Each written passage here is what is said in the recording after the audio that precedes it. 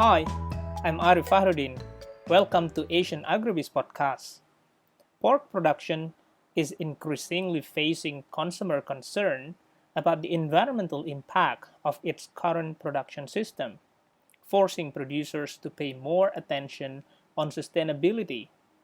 My colleague Hatu is talking to Abe Huisman, Director R&D for the business unit Swine of Hendrix Genetics, on what factors enhance the sustainability in pig production so that pig producers can stay ahead of their game on a constant basis. Hello, Abba. Thank you for accepting to talk in this podcast about sustainability in pig production.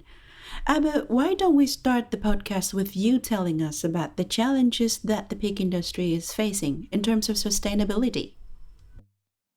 Thank you, too, for having me on this podcast. When it comes to challenges for the pig industry, I think there are three main challenges. In the first place, we need to improve the overall profitability of our sector. And the sector needs to become more robust to disease outbreaks, like, for example, ASF. There are many individual pig producers that are suffering today, and they are suffering from high feed cost, high pig cost, and very low meat prices. And of course, the supply and demand inequality plus trade barriers makes life very difficult for individual pig producers. And then if you go to the social sustainability, so the social side of things, we need to invest in higher animal welfare. At Hendrix Genetics, we are breeding for self-reliant animals that are happier and healthier. But on the other side, we also need to look at the environment in which we keep these animals. We need to adjust those to meet customer expectations. And that's very important to keep our license to produce pigs, to operate. And the third one that's also important is the environment. We have a massive impact on the environment, and we should, as an industry, decrease our footprint, produce less waste, mainly through higher animal survival, and that should be on top of the list of things to improve. Thank you, Abba. Let's break down each sustainability element and look a bit deeper into it. First, what can be a sustainable approach for feed?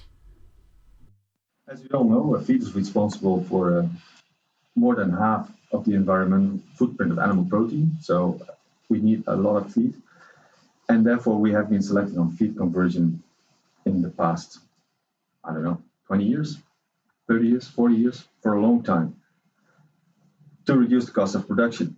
But feed does not only have an impact on the cost of production, it also plays a critical role in the environmental impact. Within our swine breeding program, we are mainly looking at reducing the pork production footprint through the reduction in feed efficiency. But we can expand on that and move into more sustainable conversion.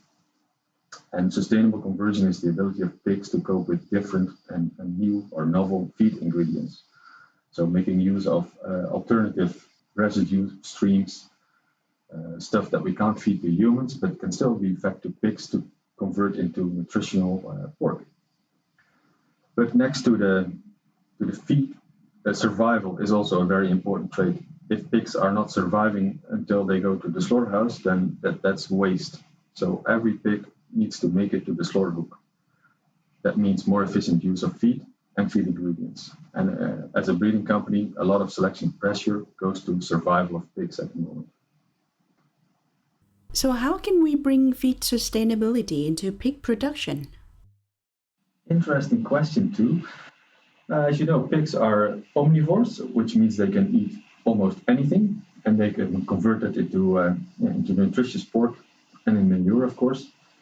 But the residual products that we can feed the pigs, they come from food production, so food production for humans, food that we are not eating, so leftovers. But you can also use byproducts from industrial food processing and animal excrements. We have started to look at feed conversion in a different way, and we believe it's time to talk about not about feed conversion as such, but to talk about sustainable conversion. And this new ratio, this sustainable conversion ratio, can capture the performance of the pig as a residue processor, turning almost anything, all kinds of ingredients into valuable protein. And we strongly believe that sustainable conversion is the way forward. So, what needs to be improved to have higher efficiency in feed consumption? Like I mentioned before, what we are doing today is breeding for a reduced feed conversion, so for a higher feed efficiency. And we're doing it in both our dam and sire lines, and we're making steady progress. And that's saving the planet a lot of feed, millions of tons. Next to that, we're also looking into more precision feeding. So not every pig is the same, not every pig converts feed ingredients in the same way. So how can we look at individual pigs and how can we adapt the feed to fit the nutritional needs of that individual pig? That's still far away, but it's an interesting field to explore. And in that way, we can improve on feed conversion on an individual level. But the other thing that's important for a higher feed efficiency or a higher efficiency in feed consumption is survival. So pigs that die have used feed that is not converted into pork. So by focusing more on survival, on more self-reliant pigs, we can save feed in every stage of the pig production, and that will increase efficiency overall. I see. You know, Abe, after COVID, pig producers are prone to use alternative ingredients, those that are locally available. So, how using alternative ingredients can affect sustainability? We see plenty of options for alternative feed ingredients. Insects is one of them. Those are very nutritious options, and they could replace some food grade ingredients that we currently are using in our pig diets. As Hendrix Genetics, we are working together with a producer of black soldier flies, and we are working together to realize genetic progress in the amount of protein produced, and that's looking very promising. But of course, there are also other options, and because we work with pigs, there are many options because pigs can eat almost anything. One example is the food wastage in this world. So together, we are probably wasting around 1,000 million tons, according to the United Nations. But what if we can use this waste to feed our pigs? If we can do that, we can reduce the amount of land needed to produce feed for pigs. We can reduce the amount of food wasted, and we can basically kill two birds with one stone. And another option or possibility is to increase the use of other byproducts from plant and animal processing. So in that way, we can reduce waste and produce nutritious pork in one go. We know that better FCR may lead to higher feed consumption efficiency. So, how about pigs' sensitivity to feed ingredients changes? In general, feed ingredients always change. Even within a country, within a year, ingredients are different in January compared to June and so on. So it's a fact of life that feed ingredients change. And from a breeding perspective, from a genetics perspective, we are looking for animals that can cope with those changes in the most easy way. So we are breeding for self-reliant animals that are able to thrive under a number of different challenges that comes their way. So how are we doing it within our program? Within our program, we are evaluating the performance of our lines under a wide range of different environments, different countries. So the genetic lines will be fed a number of different feeds with different ingredients. And in that way, we can make sure that from a genetics perspective, we can capture those animals that are doing well across a range of environments. So, what can be a sustainable approach for genetics? Why should producers invest in better genetic pigs when they have to face too many other cost pressures? With the newest insights on DNA and on genomics and different genetic methodologies, we can identify differences between individual animals, but also between families. And as a hyper, we are therefore capable of identifying the best pigs and how they can realize their maximum potential. So within our program, we are selecting better parents for every generation. And that selection results in an average of about 2% genetic progress per year. So for every trait, we are improving with about 2% per year. And when you buy the latest genetics, as a producer, you can reap the benefits of that progress automatically. You get a 2% increase in commercial results across all life stages just by having access to the latest genetics. And because we believe in sustainable swine breeding, the 2% average genetic improvement is divided over many traits, not just one trait. So a few important aspects of our program, we are focusing on healthy animals, efficient animals, and animals that have the right meat quality. And that's all good reasons to buy the latest pig genetics. Thank you, Abe.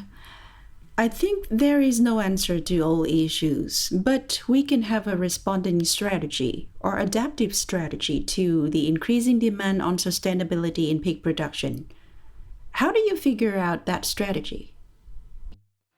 We have figured out our strategy by transitioning from balanced to sustainable breeding. After decades of focusing on balanced breeding, we have reached the era where we transition to sustainable breeding. And the focus on sustainable breeding is a much bigger challenge as more traits come into play. So we focus now on economic, social, and environmental aspects. And as Hendrix Genetics, we want to pave the way forward to a more sustainable pork industry. We'd like to do that not just by making a nice story, but we also want to set some standards. So we've set ourselves 5 clear standards that we want to achieve in the coming years. And those standards are related to pig production, of course. And the first one is about litter characteristics. So what we're aiming for is 16 pigs born, of which 15 are born alive and 14 should be weaned. And we believe that any increase in total born must be accompanied by the same or a higher increase in the number of born alive and weaned. The second standard we have set is on piglet birth weight. Piglets should be born at an average of about 1.5 kilograms. And that is because heavier pigs are more likely to survive and reach the market in fewer days. So that's going back to the efficiency. If pigs are surviving until slaughter, we are more efficient. And then the third one is about functional teats for the sow. And the standard there is 4 times 4, so 16 teats. And in this case, both the number and the position of those teats are important. So the goal is 16 teats in total. And we want to have 4 pairs above the navel and 4 pairs below the navel. And the overall goal is that the number of functional teats should at least be equal to the number of total borns. So we can have a sow with a high quantity and a high quality of colostrum that is accessible to all piglets. The fourth standard is in the growing phase. So we are aiming for 95% of full value finishers. This means any pig placed that goes to the storehouse and meets the requirements. And that translates into a maximum of 2% nursery mortality and 3% growth finish mortality. And the last one, the fifth one, is related to the processing plant. We want to achieve a 98% of carcasses hitting the grid of the storehouse. And with these 5 standards, we want to deliver our contribution to a more sustainable pork sector. Thank you very much, Abe, for your sharings. I'm sure that from this podcast, our audience can learn a lot about sustainability in pig production, especially during this challenging time. We hope to see you again soon in the future. Thank you. Thank you too for giving us this opportunity to explain our sustainability story. And it was a wonderful experience to be here with you talking about sustainable pig production. And let's do this again sometime in the future. Thank you for listening to another Asian Agribiz podcast. Hope you gained some important tips on how to improve sustainability in your pig farms. Don't forget to subscribe to this channel on Spotify, Apple Music, or wherever you get your podcasts.